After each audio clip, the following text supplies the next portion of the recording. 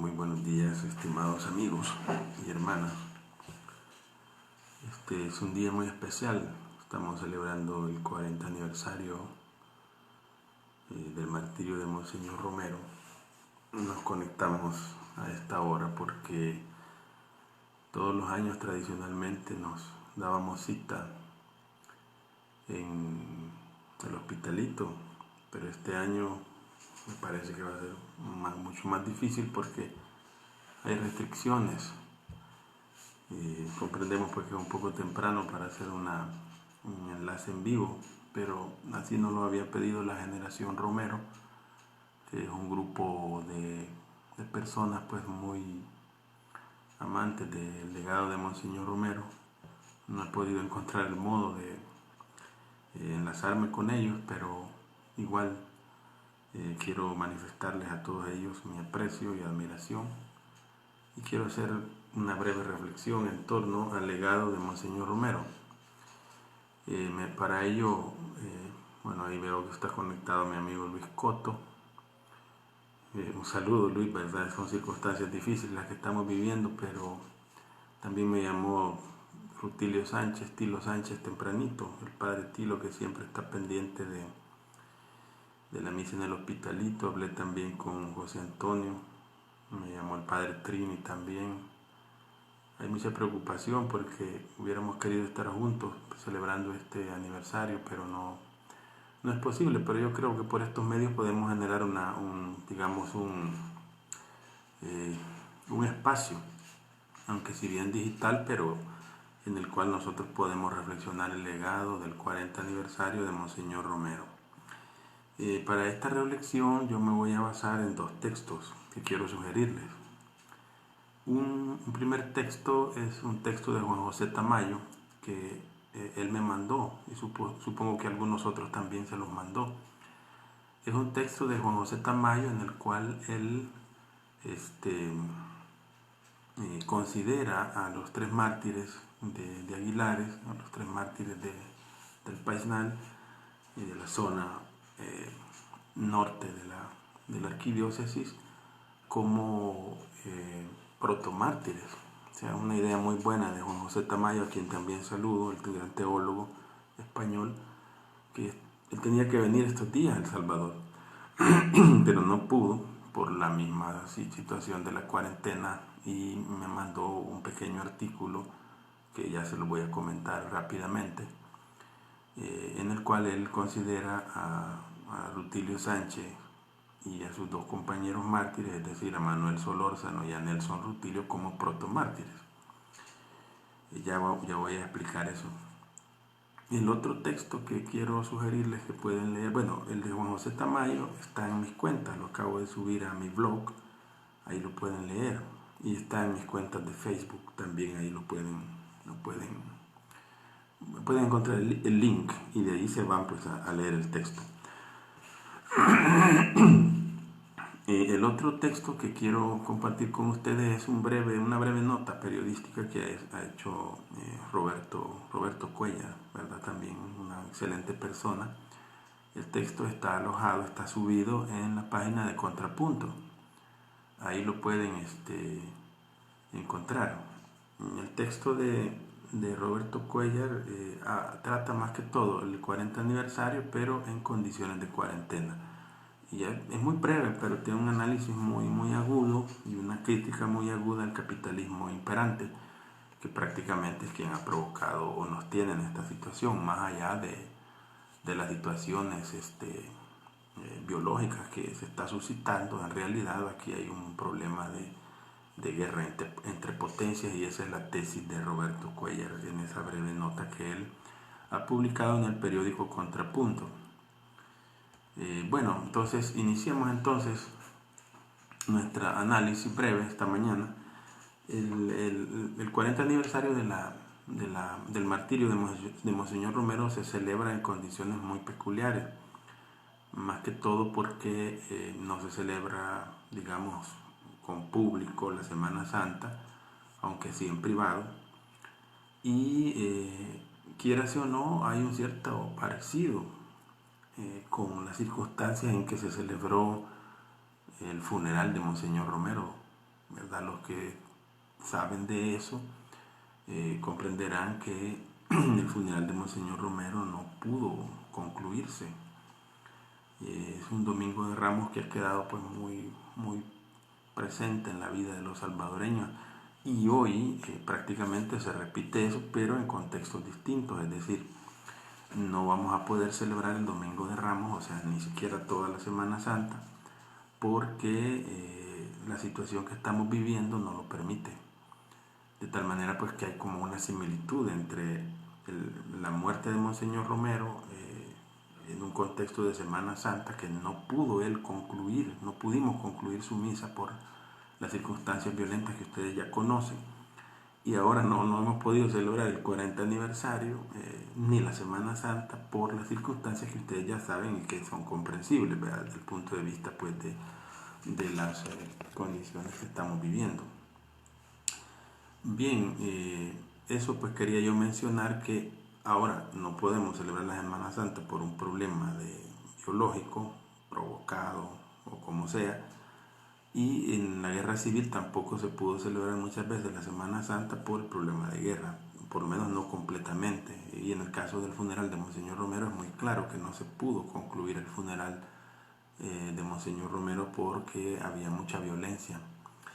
Bien, quiero citar a dos personas, como les había dicho. En primer lugar, a Juan José Tamayo.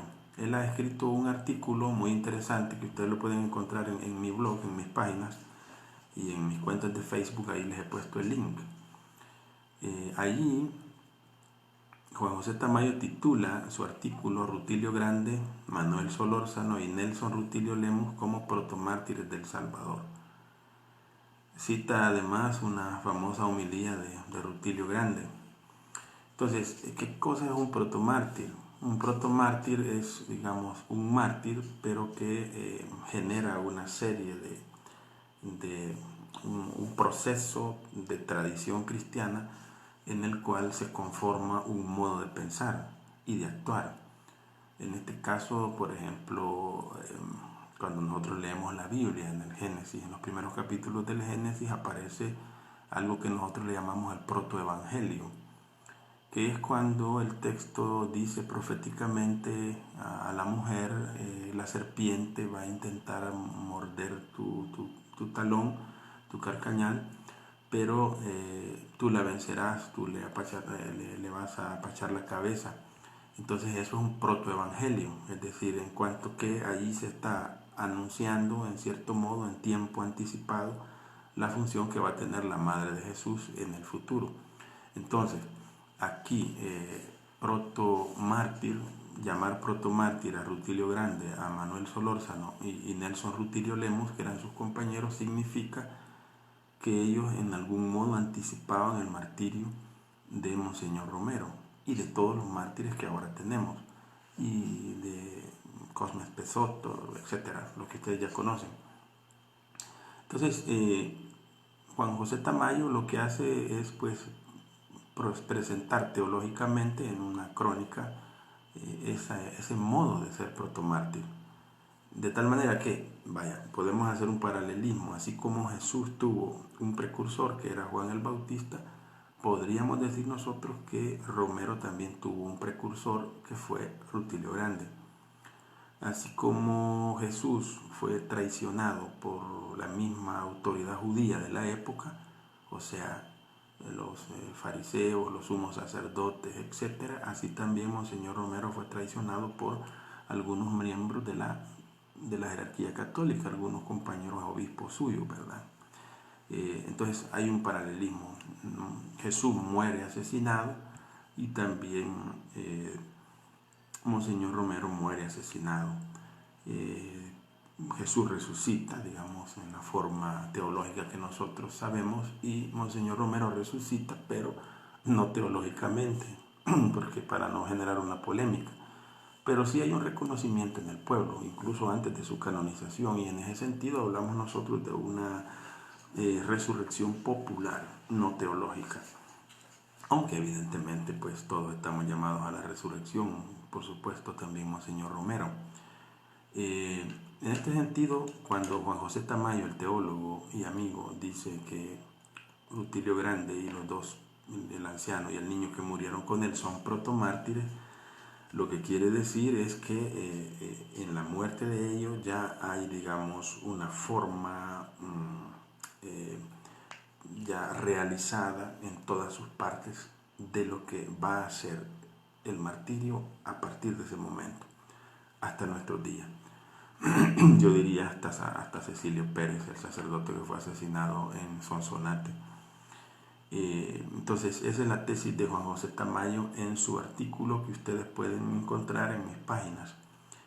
Y que yo pues le agradezco a Juan José Tamayo. Iba a venir a El Salvador en estos días a presentar ese artículo, pero no pudo por el tema del coronavirus.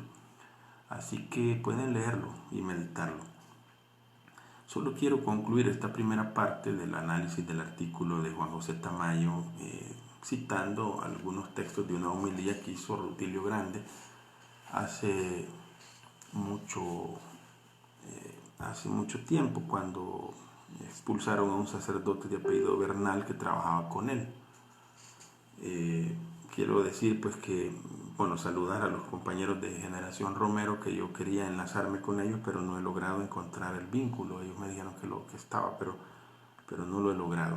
Solo aquí en mi máquina, pero en el teléfono no he podido. Si ellos pueden enlazarse directamente sería lo mejor. Bueno, quiero citarles lo que decía Rutilio Grande en su momento. Miren, Rutilio Grande decía: mucho me temo, decía Rutilio, mis queridos hermanos y amigos, que muy pronto la Biblia y el Evangelio no podrán entrar por nuestras fronteras. No llegarán las pastas del libro, por supuesto, de la Biblia nada más. Nos llegarán las pastas nada más, porque todas sus páginas son subversivas.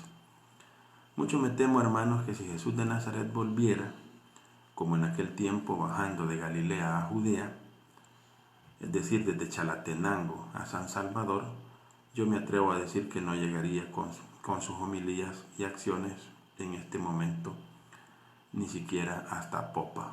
Esto es lo que dice Rutilio Grande, y es un poco lo que estamos viviendo ahora. O sea, no nos podemos mover. Bueno, en este momento es comprensible por las restricciones de movilidad para evitar un contagio, pero en tiempos de Rutilio Grande las personas no se podían mover porque estaba militarizado el ambiente. También hoy está militarizado, y es un temor que tenemos mucho, ¿verdad? Porque conocemos lo difícil que es una sociedad militarizada.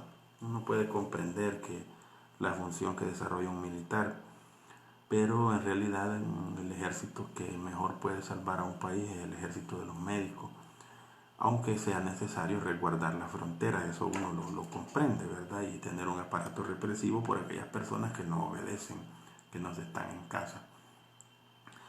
Más adelante dice Padre Rutilio Grande en su homilía: yo creo que, dice Rutilio Grande, yo creo que lo detendrían allí, dice, a la altura de Guazapa, a Jesús, dice, ahí lo pondrían preso y a la cárcel con él, dice, se lo llevarían a muchas juntas supremas por inconstitucional y subversivo. Al hombre Dios, al prototipo de hombre, lo acusarían de revoltoso, de judío, de extranjero, de enredador de ideas exóticas y extrañas, contrarias a la democracia, es decir, contrarias a la minoría, ideas contrarias a Dios, porque lo son del clan de Caínes. Sin duda, hermanos, lo volverían a crucificar. O sea, Rutilio, un profeta, dice: si volviera Jesús, esto lo capturan de nuevo y lo acusan de ser subversivo. Por esa homilía fue que mataron a Rutilio, según la tesis de Juan José Tamayo, y probablemente así sea, como nosotros lo sabemos.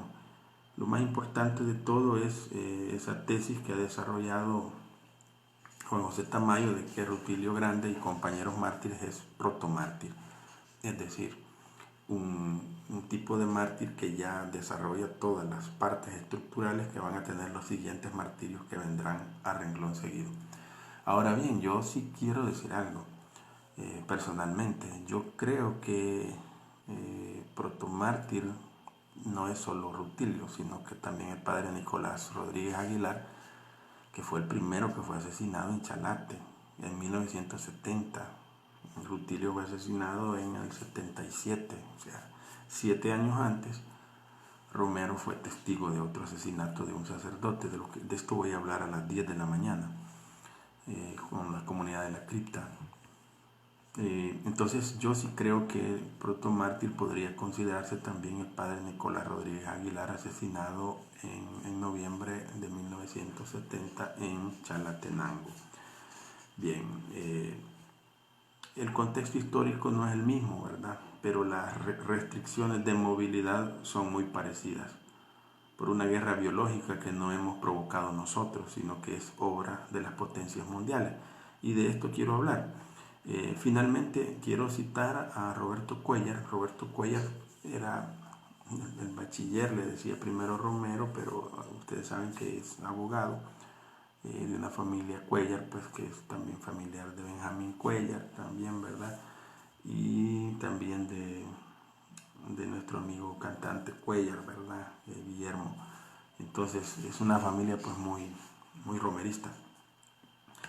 Y entonces Roberto Cuellar publica un artículo, justamente en este momento ustedes pueden ir a buscar después de este enlace, en Contrapunto, ahí está, y yo lo voy a publicar también en mis redes para que ustedes puedan tenerlo. Se titula Monseñor Romero, el aniversario, el 40 aniversario del magnicidio de San Óscar Romero en cuarentena.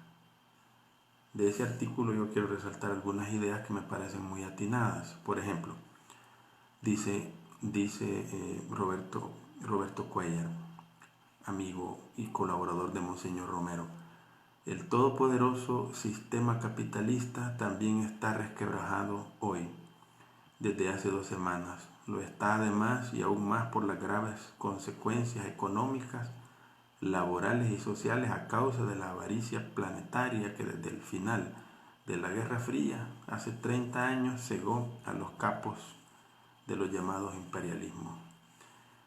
Dice Roberto que el sistema capitalista en cierto modo está resquebrajado, aunque algunos sostienen que no es que esté resquebrajado, sino que han provocado esta crisis las potencias mundiales para salir favorecido una de esas potencias. O sea que el capitalismo en realidad, como dice Byung-Chul Han, está todavía vigente.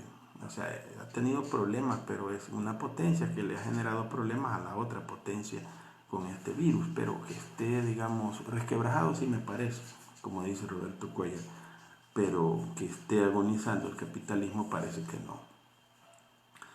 Más adelante dice Roberto Cuellar en su artículo: pienso que esta epidemia ha puesto de cabeza o patas arriba sobre todo al más puro y duro capitalismo estadounidense, inglés y europeo. O sea, ahí sí estamos de acuerdo, porque tanto Rusia como China, aunque tienen sus problemas, ¿verdad? Pero más China, no parece que estén, digamos, en una crisis. Eso, dice, alguna vez lo dijo Eduardo Galeano, mi buen amigo que ya no está en vida, y junto a su pueblo uruguayo. Así se expresa Roberto Cuellar en su artículo El 40 aniversario del magnicidio de Óscar Romero en cuarentena, que pueden encontrarlo ustedes en el periódico Contrapunto. Ahí está, y que yo voy a publicar también en mis redes. Quiero seguir citando a Roberto Cuellar. Dice Roberto Cuellar: hoy por hoy debemos agarrar al toro por las astas, porque estamos atrapados y sin salida. Tenemos que encontrar mayor sentido de derechos humanos en medio de la peor adversidad inhumana y entre la más grave calamidad social y financiera jamás imaginada.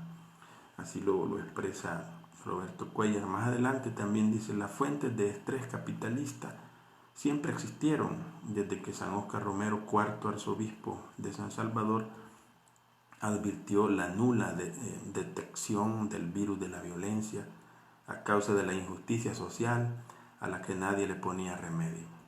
O sea, el capitalismo se estresa con estos virus y nos estresa a nosotros, pero nosotros vivimos constantemente con el virus de la violencia, de la corrupción, de la mentira, y a nosotros lo que ha venido este virus es a encerrarnos prácticamente. Y somos víctimas del sistema capitalista. Esta es la tesis de Roberto Cuellar en su artículo que ustedes pueden leer en Contrapunto. Aunque no soy, dice, sujeto de nadie, sino solo de Dios, decía nuestro santo, o sea, está citando a Romero, con los débiles me hice débil para defender sus derechos fundamentales y preservar sus mínimas garantías sociales ante cualquier adversidad. Así termina, bueno, digamos, la alusión que yo quería hacer al artículo de Roberto Cuellar, que me parece breve y además muy puntual en la crítica al capitalismo imperante. Bueno, ¿qué podemos decir nosotros? Miren, ciertamente en esta crisis, ¿quién va a sufrir más? La clase media compró comida, tiene sus casas llenas de comida, puede aguantar un mes y otro mes más. La clase poderosa, los millonarios, bueno, ellos siempre han tenido llenas sus alacenas, ¿verdad? Sus cocinas, sus almacenes. Además son los dueños de Super Selectos que nos está proveyendo en estos días. No sabemos por qué, ¿verdad? O si lo sabemos en el sentido de que el capitalismo siempre se favorece a sí mismo, porque el Estado bien pudo haber activado un supermercado provisorio, así como está armando un hospital, previendo por supuesto una oleada de infectados, pero la infección del hambre es anterior a la infección del virus. Entonces se pudo haber previsto almacenes gigantescos, millonarios también, para darle a las personas productos a precios adecuados. O sea, también estas cosas hay que analizarlas con calma. Bien, quiero concluir esta reflexión haciendo dos puntualizaciones ulteriores. En primer lugar, San Romero nos interpela a 40 años. En primer lugar, nos interpela como jerarquía, como sacerdotes y obispos, hay que hacerlo claro. Monseñor Romero es un obispo, un pastor, y en cuanto tal, la primera interpelación es para nosotros la jerarquía. Ahora que no está la Semana Santa es cuando más nos damos cuenta de la profundidad espiritual que puede tener la fe cristiana, porque prescinde de la mediación material de los templos y prescinde de la mediación de las limosnas y prescinde del fasto y la opulencia de las liturgias y se queda al mínimo. En este momento es cuando nosotros notamos si realmente se tiene fe o no se tiene, cuando uno está desprovisto de cualquier mediación material, así como cuando dice el Evangelio, si no vuelven a ser como niños no entrarán en el reino de los cielos. Así como desnudo uno nace, así también tiene que aprender a vivir su fe. Entonces, como jerarquía tenemos nosotros un gran reto de no ser superficiales y de tratar de incorporar las virtudes que tenía este pastor en el ejercicio de nuestro ministerio. ¿Por qué no lo vamos a hacer en solidaridad con nuestros hermanos y en servicio a los más necesitados?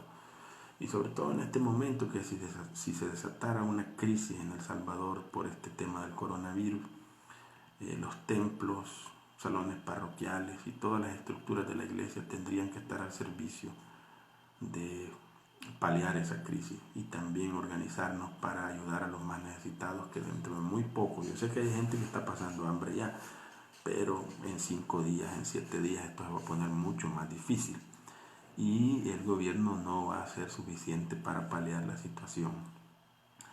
También nos interpela como cristianos, es decir, Monseñor Romero nos interpela a preguntarnos, bueno, yo cuando digo que creo en Jesucristo, ¿qué es lo que entiendo decir? ¿Es un sentimiento? ¿Es una situación puramente intimista o tiene algún efecto en la vida social y en la vida familiar que yo estoy viviendo? Yo debería pues preguntarme eso, ¿verdad? O sea, Romero nos interpela como cristianos, no solo los católicos, sino también a los evangélicos. Y hay muchos evangélicos que aprecian a Monseñor Romero. Y finalmente nos interpela como ciudadanos. A partir de la canonización de Monseñor Romero y mucho antes, ningún salvadoreño puede decir, mire, yo no puedo hacer las cosas bien, yo no tengo capacidad, yo soy muy malo, soy muy pervertido. Eso no es cierto. Monseñor Romero, en sus cuadernos espirituales, él reconoce que ha estado sometido a un tratamiento psicoanalítico, o sea que él tenía problemas serios en su vida. Monseñor Romero dice, Monseñor Romero me ha dicho el psicoanalista, dice el psiquiatra, que yo tengo un carácter obsesivo, compulsivo, dice. Así dice Monseñor Romero. O sea, él lo reconoce.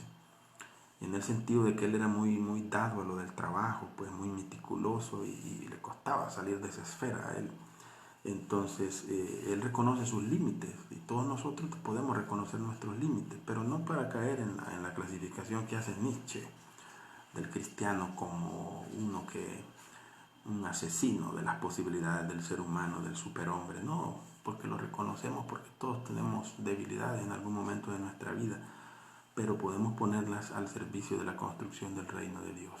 Así que yo creo pues que también Romero interpela a la jerarquía, a los cristianos y a los ciudadanos en general. Finalmente, bueno, el gran problema con el caso Romero a 40 años es su aplicación. Yo creo que no lo estamos aplicando. Ha mejorado la percepción que se tiene de él, es decir, no hay tanto ya odio contra él, por lo menos no lo percibo como cuando lo promovíamos para que fuera canonizado. Pero pienso que digamos, el gran hándicap que tenemos ahorita, o sea, la gran falencia que tenemos es que no lo estamos aplicando. Preguntémonos qué hubiera hecho Romero en esta crisis. Yo creo que hubiera sacado una circular y hubiera dicho a todos los párrocos de la arquidiócesis: miren, pongan a disposición todos sus templos, sus salones parroquiales, porque si no son necesarios para una celebración litúrgica, pues ahora vamos a atender la emergencia. Aquí hay gente que me está escribiendo que dicen que hay colonias que no tienen agua, incluso le habían quitado la luz en uno de estos días, la energía eléctrica. Pues sí, el tema del agua es una crisis tremenda, que unida a la del virus podría ser fatal. Nos vamos a poner en las manos del Señor, ¿verdad?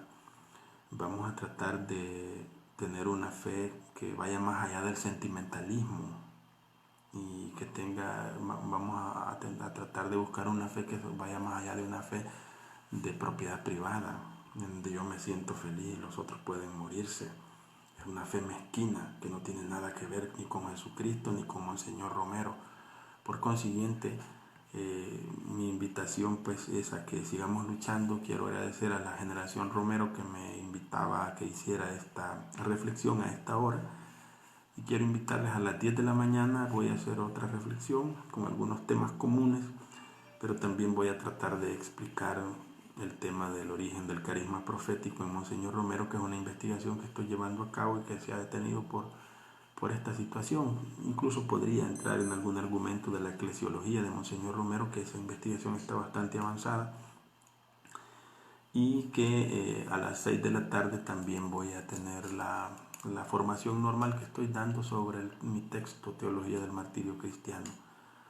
Un poco temprano, ¿verdad?, para hacer una reflexión, un Facebook Live, pero quiero desearles lo mejor y sobre todo pues felicitarnos por tener este santo tan maravilloso como es Monseñor Romero. Pero es mucho más maravilloso si nosotros lo ponemos en práctica. Solidaridad, ¿verdad? Crítica al capitalismo salvaje y no a la militarización, en el sentido de que esta emergencia no debe llevarnos a pensar que la militarización del Salvador es lo normal. No, está militarizado por este momento, pero pasada esta crisis nosotros queremos volver a la normalidad, que así como están pidiendo millones y millones para solventar la crisis, ojalá así también fuéramos determinados y decididos para pedir millones y millones para la educación, que eso es lo que nosotros necesitamos para poder salir adelante como país. Que Dios les bendiga y nos vemos más tarde a las 10 de la mañana. Que pasen un feliz día y que Dios los proteja.